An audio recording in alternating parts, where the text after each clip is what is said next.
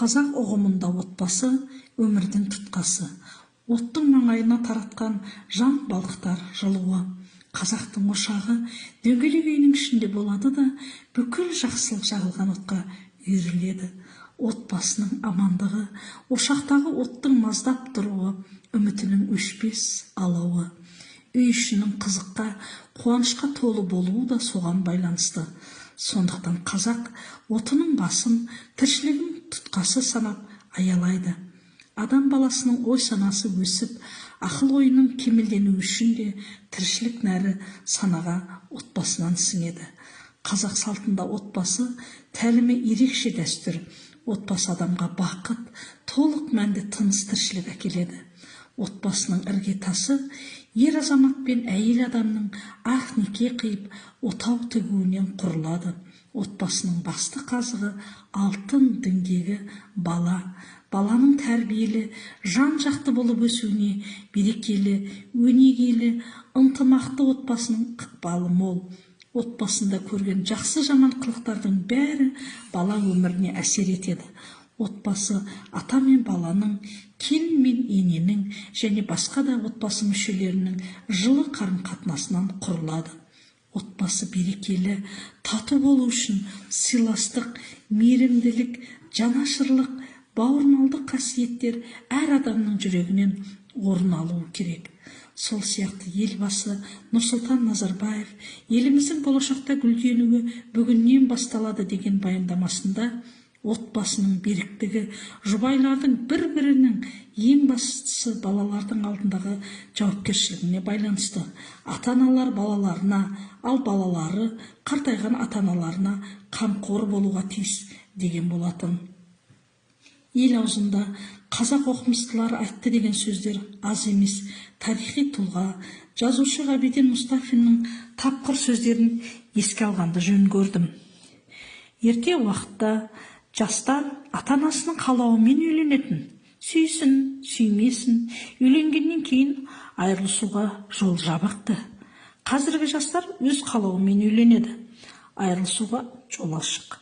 Осы тамаша бостандықты қайсы біреулер азғындыққа дейін апарып жүр. Көңіл шіркін, дәмдіден дәмді, қызықтан қызық іздейді. Егер оны ақыл, сабыр, ұят те жемесе, адамды айуан қатарына апармай тынбайды. Адам өле-өлгенше отбасы, ұрпақ қамын ұмыта алмайды. Ойланыңыздаршы, бейсуат жүрістерін былай қойғанда, әлденеше неке бұзған, бүлдіршіндей балаларын тірідей жетімсіретіп, тастап кеткен, өзі өзге біреудің баласын бауырына басып отырғандарды кімге теңеуге болады деп ой қозғаған. Отбасының беріктігі туралы айтқан кезде, отбасылық қарым-қатынаста әр адамның орны мен рөлі туралы тақырыпқа тоқталмасақ болмайды. Мысалы, ер азаматтың борышы өз отбасының қорғаушысы, отбасының тірегі болса, ал әйел отбасы жарастығын сақтаушы, рух беруші. Егер әйел таза және адал болса, оның отбасы да бақытты. Әйел ер азаматтың серігі, оның бақытты тағдыры. Өйткені ол отбасы патшайымы, нұры, ырысы, қорғанышы болып табылады. Отбасы жарастығын сақтаушы болып табылатын әйелдер ешқашанда төмен болмайды. Олардың болмысы рухтың күшіне, төзімділік пен сүйіспеншілікке толы. Оларға еркектерде кездеспейтін өзін-өзі бақылау, тән, таза, риясыз сүйіспеншілік әйелдердің табиғи сипаты болады. Олар байсалдылық, сабырлық қасиеттердің иесі. Олар ерлердің рухани жолға түсуіне үлгі және көшбасшы болып табылады. Білімге, тәрбиеге қаныққан, сүйіспеншілік нұрына бөленген әйелдер отбасына шаттық пен сәттілік әкелетін тұмар сияқты. Өз жарына сүйіспеншілік күшімен бауыр басқан әйел шындығында да ғажап, хош иіс тарататын гүл тәрізді. Ол отбасында жарқыраған асыл тас сияқты. күйеуі қаншалықты нашар болса да, әйел өз сүйіспеншілігі арқылы тыныштық табуына көмектесе отырып, оған жігер беріп, жөнге салып, күйеуінің қуаныш шаттығы, тілек қалауы, аман саулығы, өзінің де аман саулығы екенін сезінуі керек. Егер біз балаларымызды осылай тәрбиелейтін болсақ, онда қоғамда таза жүректі, рухани адамгершілігі мол азаматтар беретінімізге күмән жоқ. Даналықтың мектебі болған Төле би бабамыз адамның басшысы ақыл, шолушысы ой, жетекшісі талап, қорғаушысы сабыр, сынаушысы халық, таусылмайтын арман, ең қымбаттысы ар сақтау, бәрінен ардақтысы өмір сүру, соның ішінде ең тәттісі сыйластық деген екен.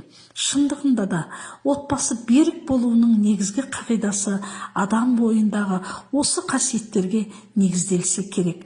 Басшысы нәпсі, ашу мен өсек аяң емес, әрдайым ақылын басшылыққа алса, ой таразысына салып шешім қабылдап, бақытты отбасын құруға талаптанса, ең мықты қорғаушы сабырды серік етіп, арын бәрінен де қымбат санаса, және ең бастысы өмірін ардақтап, оны сыйластықтың бұл бал шырынымен сусындатса, міне бұл отбасы бақытының кілті болар еді. Ал бақытты отбасы болашақта ұлы тұлғаларды дүниеге келуге қабілетті болмақ.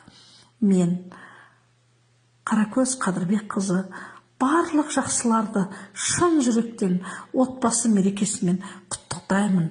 Шаңырағыңыз шайқалмасын. Отбасыңызда балалардың бал күлкісі өшпесін. Амандықта кездескенше.